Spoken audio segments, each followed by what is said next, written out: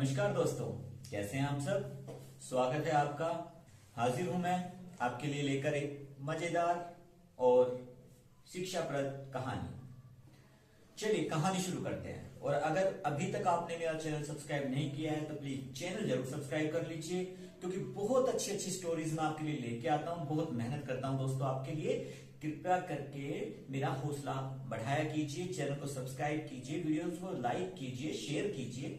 Okay, चलिए कहानी शुरू करते हैं। एक बार एक आदमी किसी लंबी यात्रा पर निकला, और यात्रा ऐसी थी जहां वो लोगों को शिक्षित करते हुए आगे बढ़ना चाहता था। मतलब लोगों के भले के लिए जगह जगह जाना और उनसे मिलना उसका मेन उद्देश्य था। वह निकल पड़ा अपनी इस उम्मीद को लेकर कि शायद कुछ लोगों का वह अपने जीवन में अवश्य ही भला कर पाएगा। रास्ते में चलते चलते उसे एक व्यक्ति मिला। उस व्यक्ति ने अपनी इच्छा जाहिर की कि दोस्त मुझे भी अपने साथ ले चलो, मैं भी तुम्हारे साथ चलना चाहता हूं।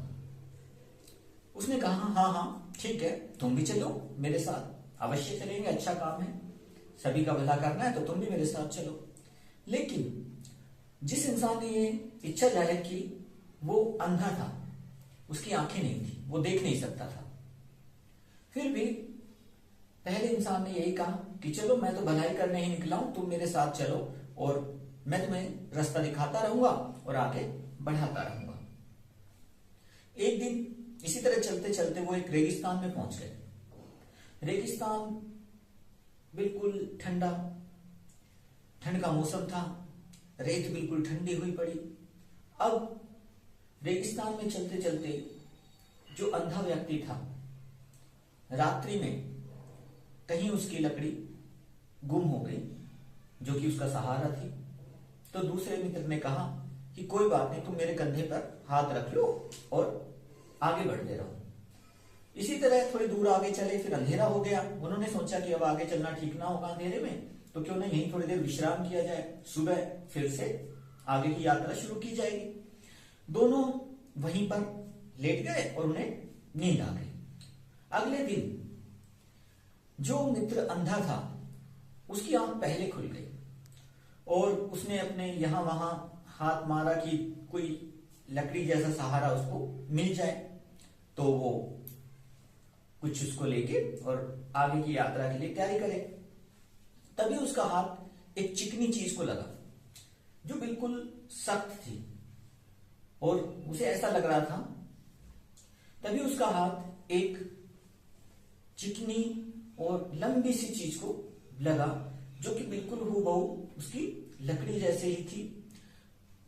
तो उसने कहा, वारे परमात्मा, तेरी तो कृपा बहुत है, देखो तुमने मेरे से लकड़ी क्या गुम कराई, मुझे उससे भी बेहतरीन लकड़ी तुमने दे दी। ये तो बिल्कुल आरामदायक है, चिकनी भी है और मजबूत भी लग रही है। एक्चुअल में वो कोई लकड़ी नहीं थी, वो था एक खतरनाक सांप जो कि ठंड के मारे अकड़ गया था और रेगिस्तान की ठंडी रेत के कारण बिल्कुल सीधा जिस अवस्था में अकड़ा था उसी अवस्था में बिल्कुल लकड़ी की तरह सख्त होकर पड़ा हुआ था। अब उस अंधे व्यक्ति ने उस लकड़ी को यानी उसी सांप को लकड़ी समझकर पकड़ लिया, उठा लिया और उसी से अपने मित्र को खदेड़ा कि चलो सुबह हो गई, यहीं सो रहे हो। अब जैसे ही उस दूसरे मित्र की आंख खुली, उसने देखा अरे ये क्या, इसने तो सांप पकड़ रखा है।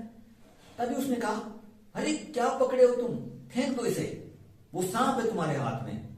लेकिन अंधे मित्र ने कहा, बस बस रहने दो, तुम मुझसे जलसी फील कर रहे हो, मुझसे जलन भी हो रही है तुम्हें कि इतनी गंदी सी लकड़ी गुम होते इसको इतनी अच्छी लकड़ी कहां से मिल गई, और तुम इसीलिए इस लकड़ी को फकवाना चाहते हो, पर मैं नहीं फेंकूंगा।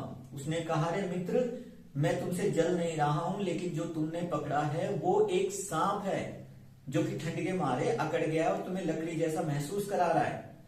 इसे फेंक दो तुरंत, नहीं तो ये तुम्हें काट खाएगा। लेकिन उस मित्र ने उसकी एक ना सुनी।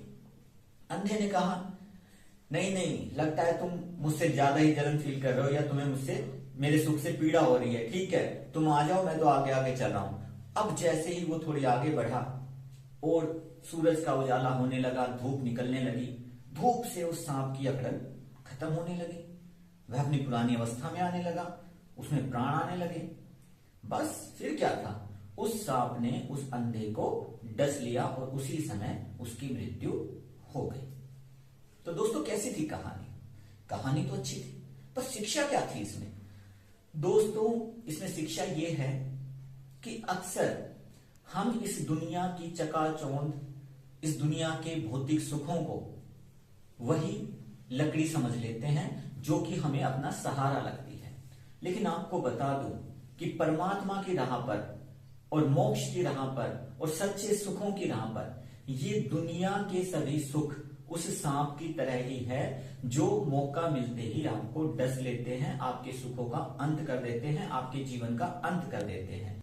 इसीलिए इस दुनिया में जो भी नश्वर चीजें हैं उनके साथ मोह पैदा ना करें, परमात्मा की लगन जगाएं और अच्छे पथ पर आगे बढ़े और अपनी आंखें और अपनी होश दोनों का सहारा लेकर जीवन को जिएं। बस यही मेरी आपसे गुजारिश है। तो आई होप कहानी आपको पसंद आई होगी। मिलते हैं अगली वीडियो में एक और अच्छी कहानी के साथ। तब तक प्लीज चैनल जरूर सब्सक्राइब कीजिए, वीडियो को लाइक कीजिए, शेयर कीजिए। Thank you so much for watching this video.